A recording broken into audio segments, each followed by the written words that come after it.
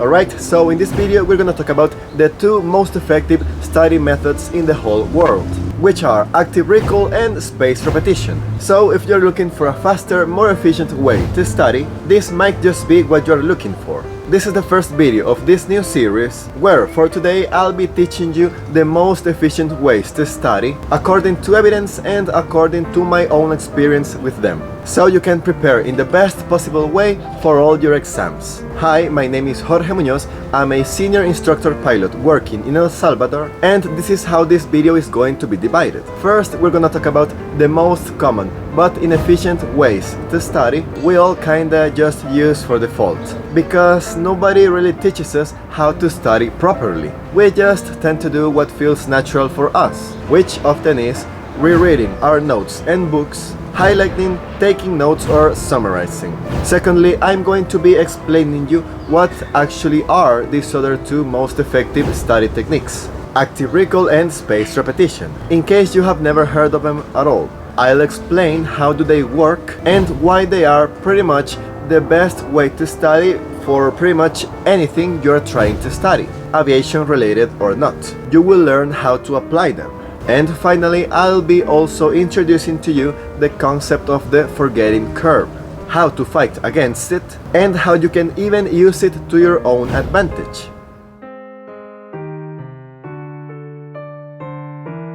You'll be surprised to know that the most efficient ways to study are actually not those that often tend to feel more intuitive for us. And sadly, no one ever really teaches us how to study properly. Proof of that is that the three most common but less effective study techniques used by students all around the world are rereading, highlighting, and summarizing.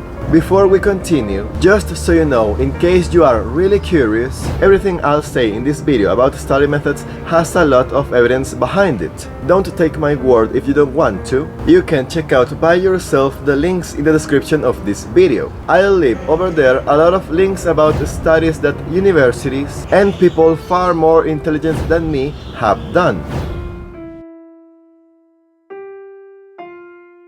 The first, not so effective study technique is rereading.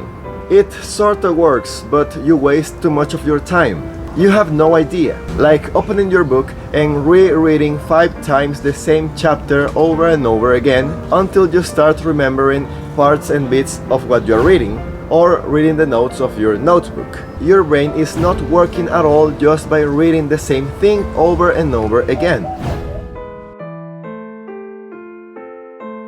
The second one, highlighting. Almost all of us have fallen into this trap, because for some reason we have the idea, that feeling of, oh man, I am being so productive by highlighting all the important stuff, even with different colors and taking notes on the side of them. It feels nice, I know. You feel like you have been using your day so productively whenever you are doing this. But evidence says otherwise. Don't get me wrong. It will have some kind of effect in you, but again, we could be studying so much better without the necessity of wasting so much time and effort. And if you want to see the second part of this series, where I introduce to you the force of friction, the most powerful force in this universe, and how to eliminate it when you are studying, I'll leave the link right here in the screen right now and on the description below this video. If for some reason you happen to be a student pilot or you're thinking about becoming a pilot, this other video was especially made for you. And for that same reason, I've got a surprise for you at the end of this video, so please keep watching. And the third most used study method is summarizing. For this one, there is actually proof that it can actually work.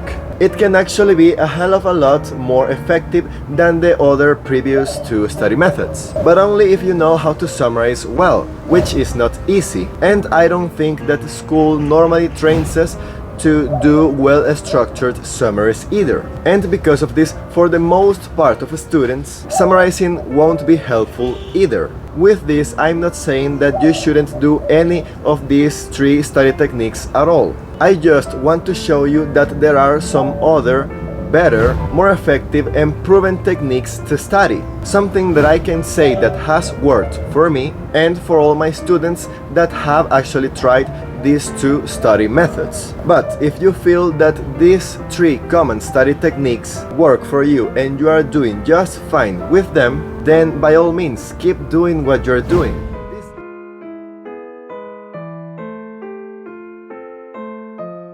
Alright, but enough about all the things that we shouldn't be doing. Now let's talk about the things that we should do. The two proven most effective study techniques in the whole world are called active recall and spaced repetition.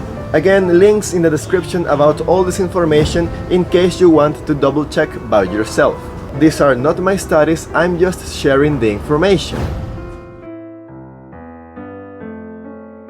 Basically, the concept of active recall, active retrieval, practice testing or mock test, however you wanna call it, means that your brain has to retrieve information. You force yourself to remember the things, the facts that you have studied before. Literally, any way that you can retrieve the information or the knowledge from your brain will be far more effective than any of the other three study techniques that we mentioned before. Why? Because just the very act of actively making an effort to retrieve something that is within our brain will reinforce the connections of that knowledge. When we use our brain horsepower to retrieve something, our brain will most likely remember that thing that we fought for. Now, how can we exactly implement this active recall method? Well, actually there are a few good examples. For instance, you can try using flashcards, making diagrams or schemes of what you can remember from what you have just read, but with the book closed. Or my very favorite, writing down questions for yourself and with enough time creating a massive bank of questions about any topic you want to revisit whenever you need. The second study method is spaced repetition, which is the other necessary ingredient to make this super effective study technique. Neither one of these two will work as well without the other. So let's see what this is all about. Spaced repetition is the exact opposite of cramming, where you grab everything you need to learn for tomorrow and try to memorize it all in one day. Something that every one of us can say that has done at some point. Yeah, this will probably work for tomorrow's exam, because it is in our short-term memory. But the problem comes when we have to study that particular topic again. So yeah, as you would assume, cramming is not very effective if what you need is long-term effectiveness. Besides, as you are in a hurry to cram everything up in your brain, you will most likely end up stressed or just skipping some part of your notes because of the lack of time. The concept of spaced repetition is exactly what the name suggests it is. The action of doing something, in this case studying something, and repeating it for an extended period of time, but with a space of time between each time you study.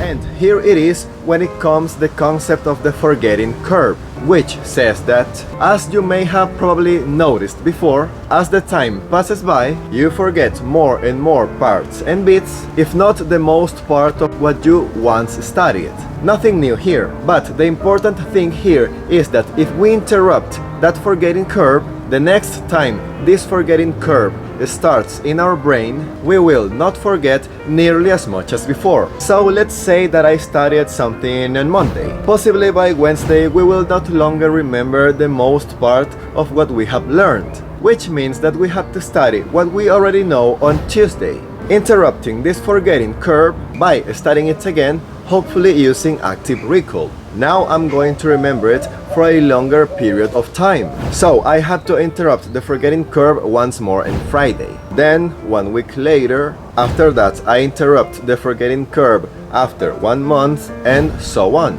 Here we are spacing our repetition to fight the forgetting curve. We have now flattened the curve, but with this method we are not only fighting back the curve, we are using it to our own advantage, because there are studies that shows that the more we use our brain horsepower and the harder we try to retrieve something from our brain, the longer it will stick once we have already recalled it.